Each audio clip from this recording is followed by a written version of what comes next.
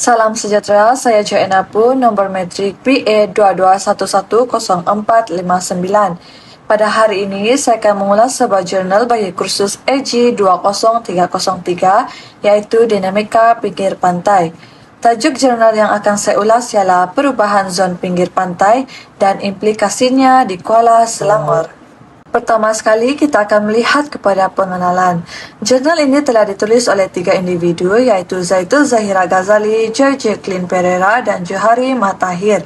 Jurnal ini telah diterbitkan pada tahun 2001, bertempat di Pangkor Island, Perak, Rizwan, Malaysia. Seterusnya adalah objektif kajian berdasarkan jurnal yang dikaji. Terdapat 5. Yang pertama adalah menyatakan maksud konsep zon pinggir pantai. Yang kedua, mengenal pasti bentuk-bentuk muka bumi fizikal yang terhasil. Dan yang ketiga adalah menganalisis proses-proses yang membentuk dinamika pinggir pantai. Yang keempat adalah mengetahui perubahan yang berlaku di zon pinggir pantai. Dan yang kelima adalah menghuraikan implikasi yang berlaku di zon pinggir pantai. Seterusnya, metodologi kajian. Pengkaji telah menggunakan 2 kaedah, iaitu data primer dan data sekunder.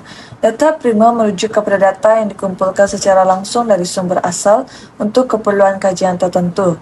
Contohnya, pengkaji menggunakan kaedah tinjauan, pemerhatian lapangan.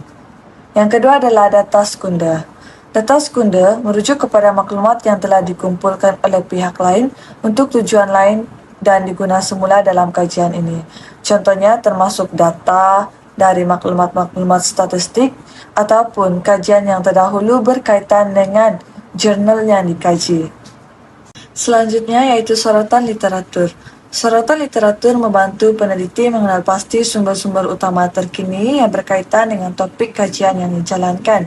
Yang pertama, dalam jurnal Kadir Arifin 1998 dengan tajuknya iaitu Kualiti Air Pantai-Pantai Peranginan Popular di Selangor, Negeri Sembilan dan Melaka.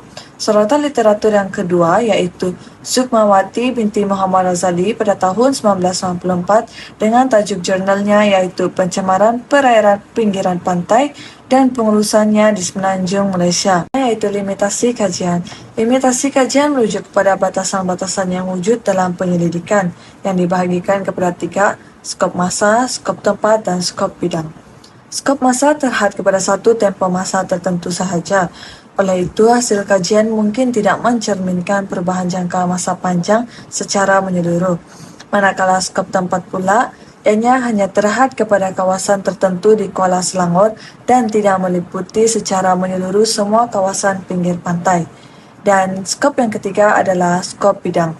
Ianya hanya fokus pada aspek ekologi ataupun ekonomi yang menyebabkan ketidakseimbangan dalam penilaian keseluruhan implikasi perubahan zon pinggir pantai tersebut. Seterusnya, kita akan melihat kepada objektif yang pertama. Apakah itu zon pinggir pantai? Zon pinggir pantai adalah pertemuan antara darat dan laut, iaitu satu saluran lurus daratan dan ruang lautan yang terdapat berhampiran dan saling bergantungan.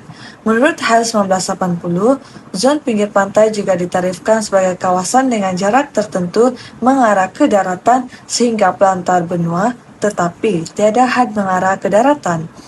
Dan garis pantai sepadan antara darat dan air juga sentiasa berubah-ubah, menyebabkan berlakunya pelbagai perubahan yang dipanggil sebagai implikasi.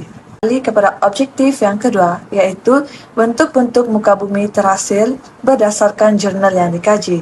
Bentuk yang pertama dapat dilihat iaitu tanjung. Terbentuk di kawasan pinggir pantai yang mempunyai susunan batuan yang keras dan lembut yang berselang-seli. Tanjung akan terbentuk di bahagian batuan yang keras sehingga dapat menahan hakisan ombak. Bentuk yang kedua adalah teluk, terbentuk di kawasan pinggir pantai yang mempunyai susunan batuan yang keras dan lembut berselang-seli. Teluk akan terbentuk di bahagian batuan lembut yang mudah dihakiskan oleh ombak yang melanda pantai itu. Di samping itu, objektif yang ketiga yaitu proses-proses yang membentuk dinamika pinggir pantai. Yang pertama yaitu tindakan hidrol. Ianya berlaku apabila ombak memasuki celah-celah rekahan bantuan di pantai sehingga udara yang sedia ada terperangkap di dalam rekahan termampat. Tetapi apabila ombak mengundur semula, udara mampat akan mengembang dengan serta-merta dan menghasilkan tekanan yang mampu membesarkan rekahan pada batuan di pinggir pantai. Dan tindakan ini akan berlaku secara berulang-ulang sehingga rekahan akan menjadi semakin besar dan batuan akan terus pecah. Yang kedua yaitu proses geseran. Bahan muatan yang diangkut oleh ombak akan berlaga dan bergeser sesama sendiri sehingga ianya akan terpecah dan menjadi lebih kecil. Dan proses yang ketiga pula dikenali sebagai lagaan, yaitu ombak yang sentiasa bergerak akan membawa beban sentimen yang terdapat di pantai bersama-samanya seperti batu tongkol, batu kelikir. Batuan tersebut akan berlaga sesama sendiri sehingga ianya menjadi lebih halus dari saiz asalnya. Seterusnya, objektif yang keempat adalah perubahan di zon pinggir pantai. Perubahan ini dapat dikenal pasti terbahagi kepada 3 berdasarkan jurnal yang telah dikaji, yaitu perubahan tindakan fizikal. Di Pelabuhan Klang, pengaruh monsun barat adalah lebih tinggi berbanding monsun timur. Ombak akan menjadi kuat apabila tiupan angin berlaku. Jadi, kesan tindakan proses fizikal di pinggir pantai akan menjadi semakin buruk. Dan perubahan yang kedua ketara juga adalah dari segi perubahan aras laut. Kesan terhadap proses pengendapan, hakisan dari angkutan sedimen. Ianya turut dipengaruhi oleh proses pasang surut, pergerakan angin serta kejadian ombak. Dan purata aras laut telah meningkat. Dan perubahan yang ketiga dapat dilihat dalam jurnal ini adalah perubahan bilik ambiotik. Ianya merangkumi kedudukan garis pantai, kewujudan garis pantai dengan alur-alur sungai.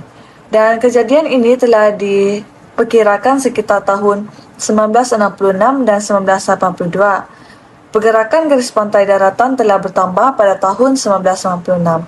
Dan terdapat berlakunya proses hakisan dan pemendapan yang berlaku secara selang-seli dan hal ini dapat dilihat pada Sungai Tengkorak dan juga Sungai Tambak Jawa Kecil. Yang terakhir adalah 3 implikasi perubahan di zon pinggir pantai berdasarkan jurnal yang dikaji. Yang pertama adalah kemusnahan ekosistem hutan paya bakau.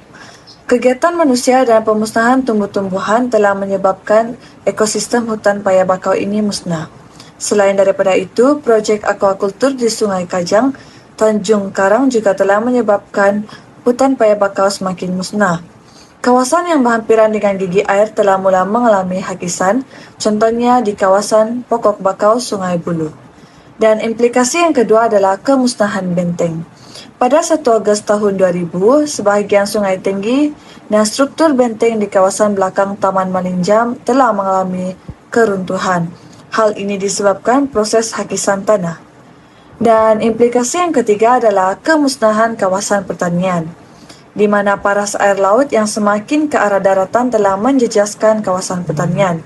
Dan penanaman yang terlibat dalam kemusnahan ini adalah penanaman kelapa sawit. Dan Sungai Kajang juga terjejas disebabkan paras air laut yang semakin tinggi.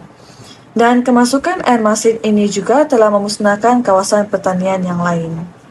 Kesimpulannya dapat dilihat penelitian ini menunjukkan bahawa perubahan arah pantai menuju ke daratan memberi sumbangan terhadap kehilangan sumber tanah dan mempunyai kesan negatif terhadap kawasan pertanian di daerah Kuala Selangor.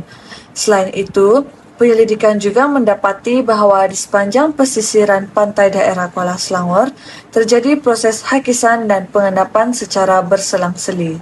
Implikasi terhadap temuan ini bermakna pentingnya pemahaman mendalam terhadap perubahan ekosistem pantai untuk melindungi sumber daya tanah dan menyokong keberlanjutan kawasan pertanian.